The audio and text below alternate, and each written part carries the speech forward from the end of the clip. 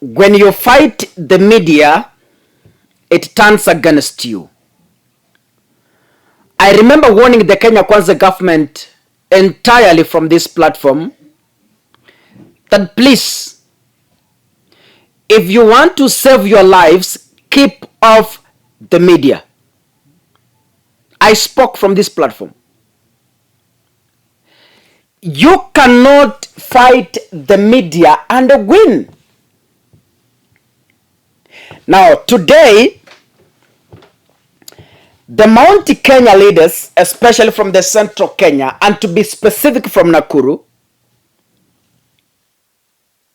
I can call them furious leaders, have called upon Rigathi Gachagua to sober up, because Rigathi is the topmost leader currently we have from the central Kenya. They have petitioned him to sober up. Why?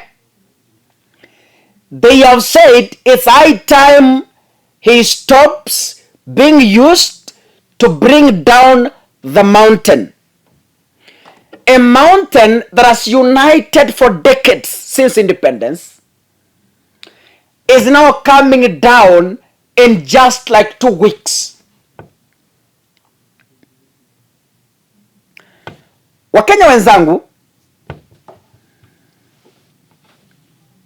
yesterday events have totally tainted the Kenya Kwanza government, whether they like it or not. I know some blind people, some pipets are celebrating yesterday's occurrences. But truth be said, what happened yesterday, especially the invasion of the Kenyatta's land in Ruiru, has completely tainted the president.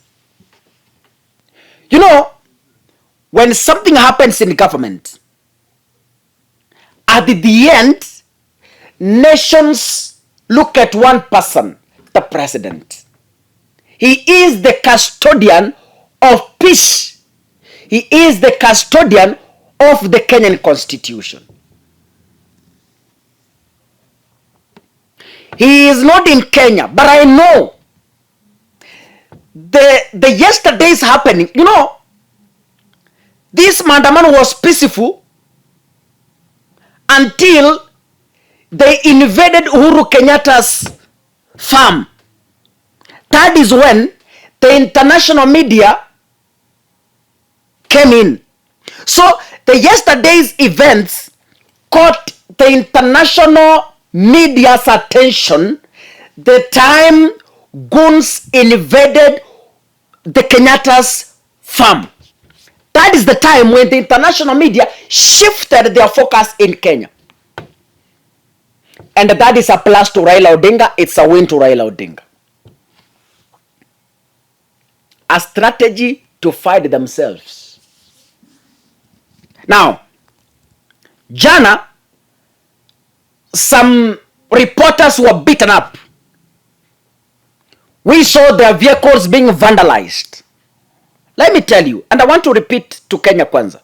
The greatest mistake you can ever make is coming into public to fight the media. You will lose that battle.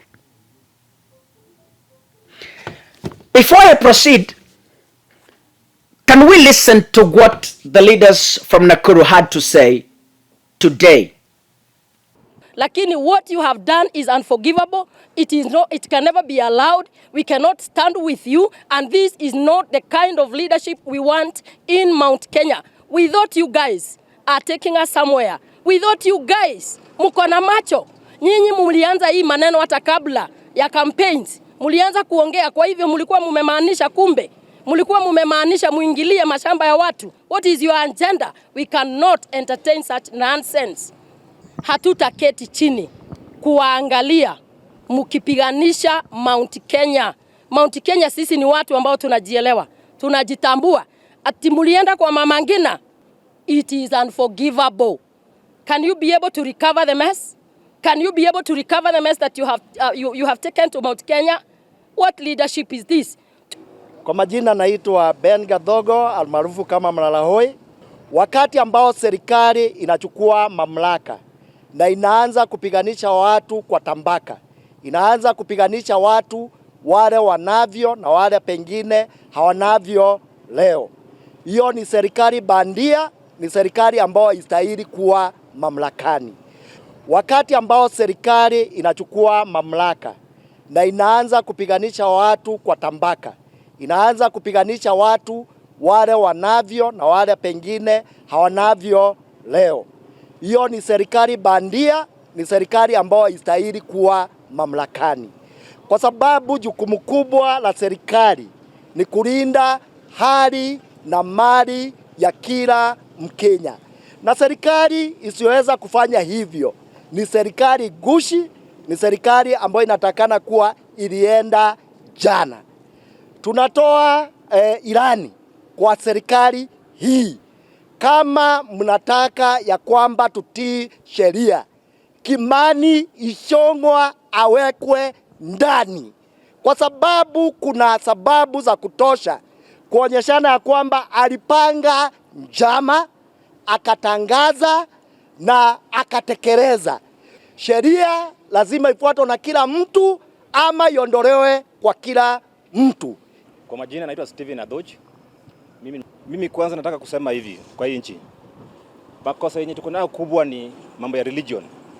The churches have been captured. Wako wapi tangu jana? Hatujawahi sikia hata pastor mmoja akitoka.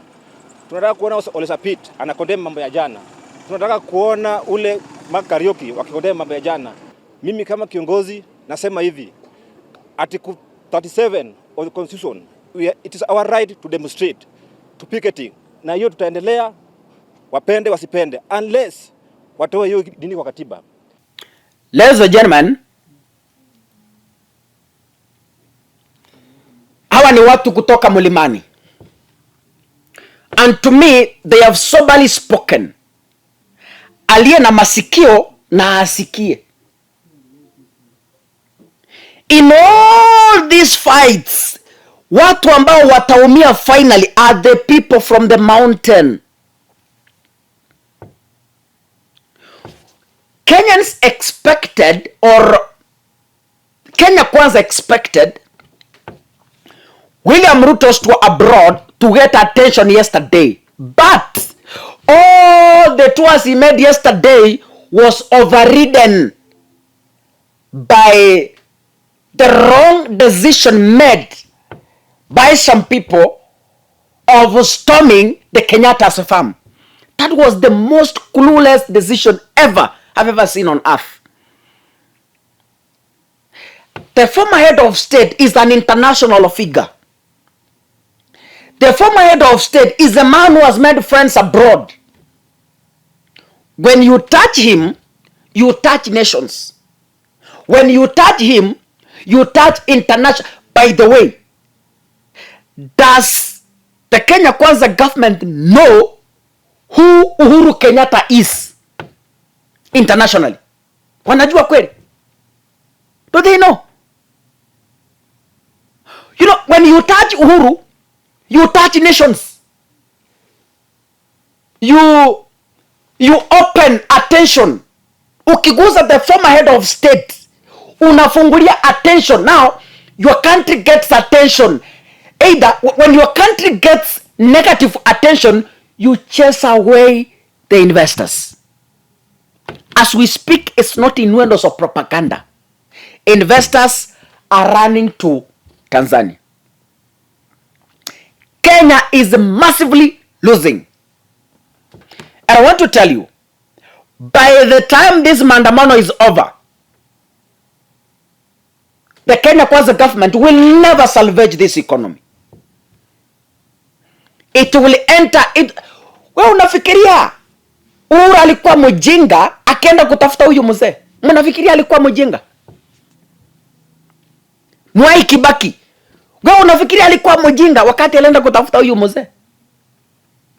Moi, mnafikiria alikuwa mjinga wakati alifungulia Raila from prison? after succumbing to pressure and allowing multi-party democracy. Mnafikiri alikuwa mjenga? Is either you choose one thing, open the servers, lower the cost of living, and the rest will remain just as you want. Nobody will question you. But mahali muliguza jana, whoever who advised you to touch the Kenyatta family, hey, aish, ha, what? Whoever advised you, I'm sure in few days to come, people will regret why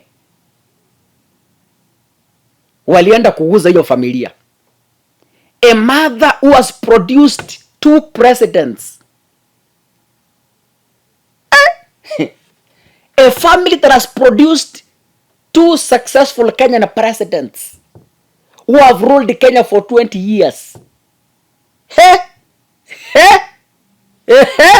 Haya, mimi nimesema. God bless you. See you in the next video, ladies and gentlemen. Asanteni sana.